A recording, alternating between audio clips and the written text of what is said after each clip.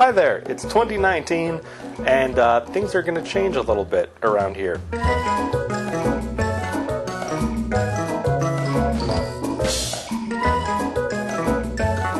First of all, hope you had a Happy New Year. We're going to talk about some stuff.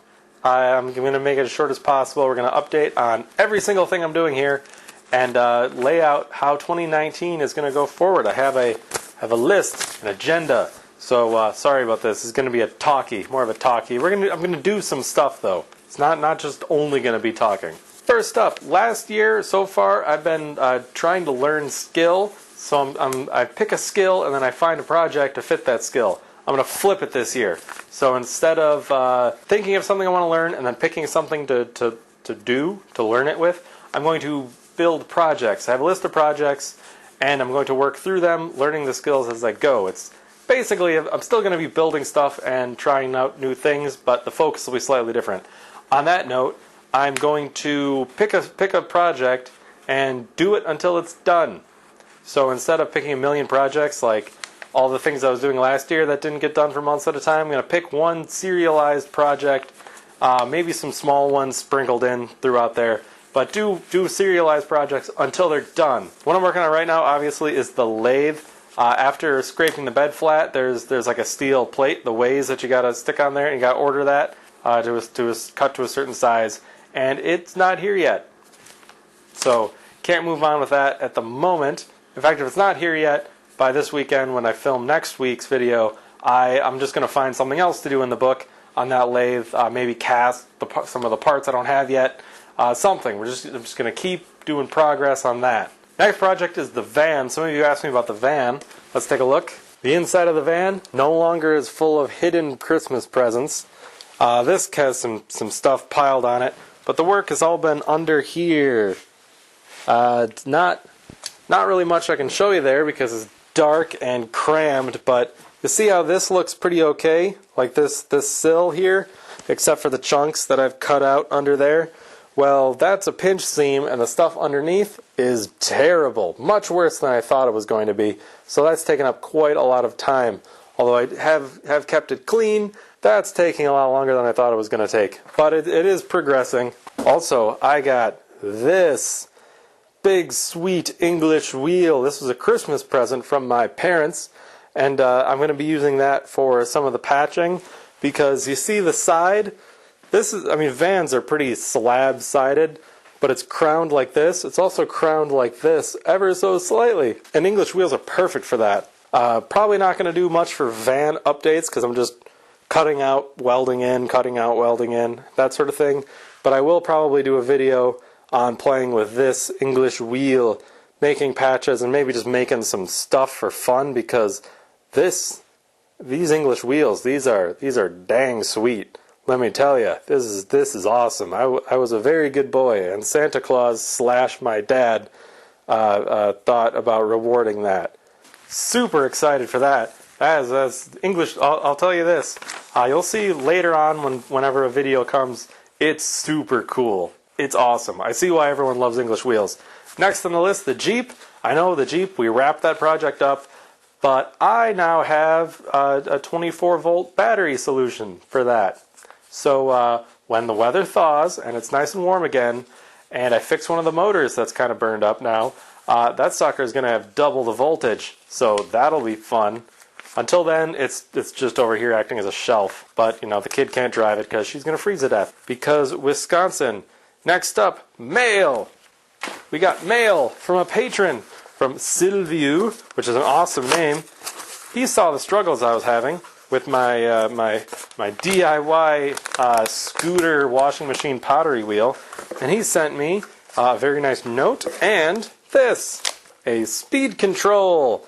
He says it should handle, it was supposed to be rated at 30 amps, but he says it's Chinese, so don't push your luck. Up to like 80 volts.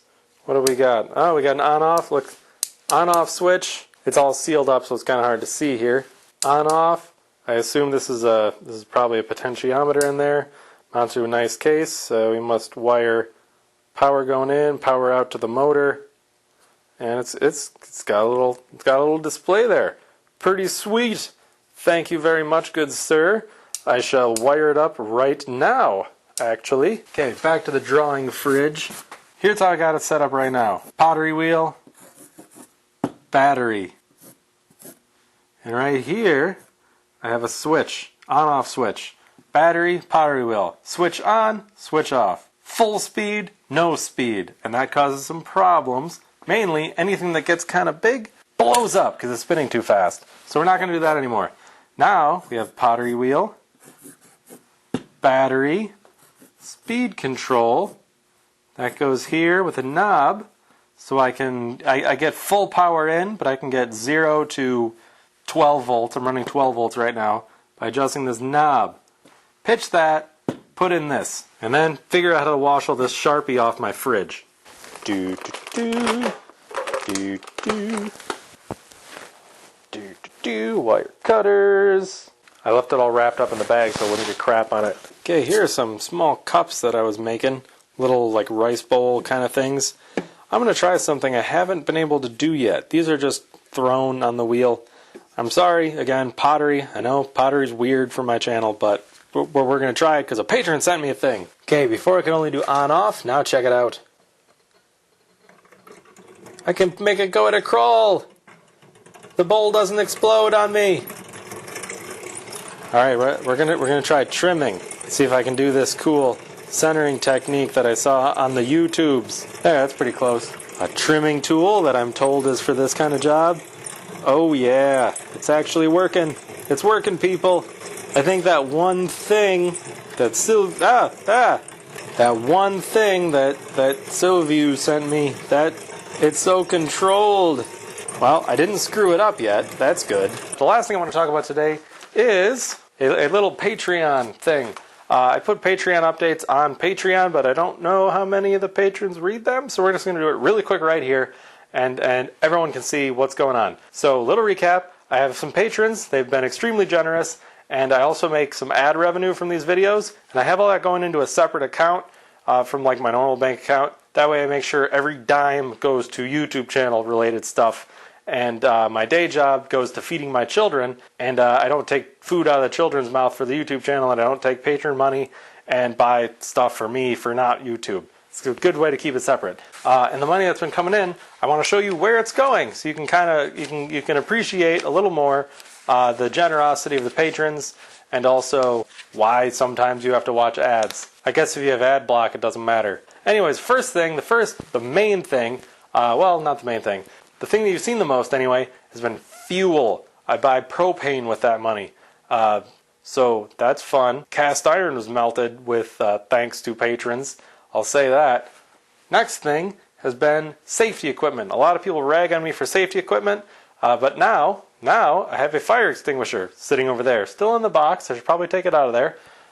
This, which is a sweet leather apron. It's got leather sleeves. It's got pockets. It goes down like long.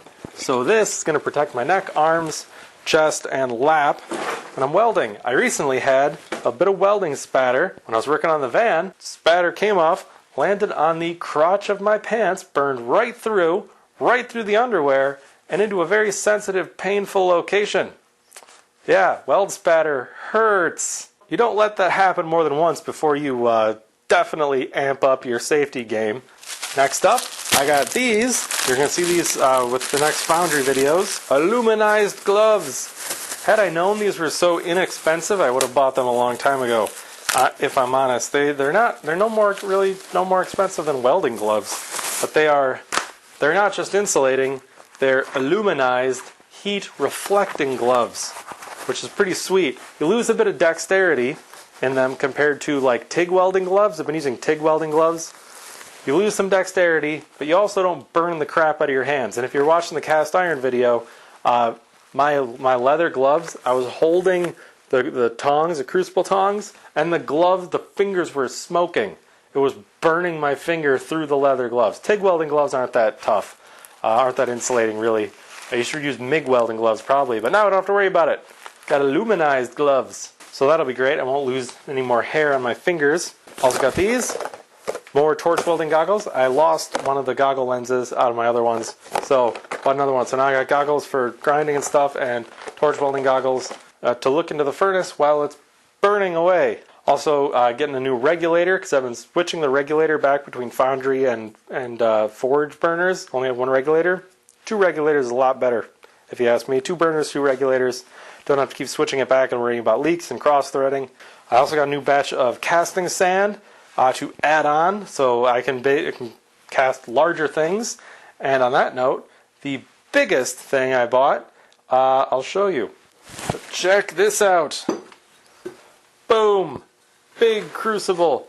This, I ordered 2 crucibles based on dimensions. I took out a tape measure, measured what I thought I could fit in my furnace, and clearances to allow air to go over the top, and clearances on the side to fit tongs around. And this showed up, and man, it's a lot bigger. I could have swore I ordered a smaller one than this. So you can imagine my surprise when this showed up. An even bigger one. Because, wow. But I definitely have enough aluminum right now to fill this sucker up. So time to start increasing the size of my casting projects. I'm probably going to stick with lower casting temperature things with these, aluminum and zinc. Zamic, which I was going to make the Gingery Lathe out of, hence this large thing for big honkin' castings. Also got a smaller one to replace the absolutely destroyed one I was making bronze with. Yeah, this'll be fun. Gonna need some bigger tongs, I think. I thought I ordered a 6 and an 8. This one came in, marked 8. Then the big honkin' one came in, marked 8. What the deuce? Which one is which? Was someone just drunk that day and stuck an 8 on the 6 as a joke? So that's what I got. That's what I got today. I don't know if I'm going to be doing a live stream this month, which I'm trying to do one every month because of the Patron thing. But we have a guest this month. Someone's staying, a family member staying, and we're like hanging out because we don't get to see each other that much, and he's here for a month. So if I don't do one this month, I'll do 2 next month. Sound fair? I think it sounds fair. I am probably going to introduce him to casting this weekend, though. So fingers crossed he doesn't go crazy. I don't think he knows I do that. Yeah, that'll be interesting. Join the Discord if you're not on the Discord already. Check it out. We can chit-chat as much as possible. There's a lot of other people on there who are very knowledgeable and very friendly, and they're sharing cool things that they're doing. It's awesome. Also, I'm making a Facebook page, so look for that, I guess. There isn't much on there, but if you go on there, show me what you're making. I want to see. If there's anything you want to see this year, let me know in the comments down below, and I will see you next week for some random Gingery Lathe action.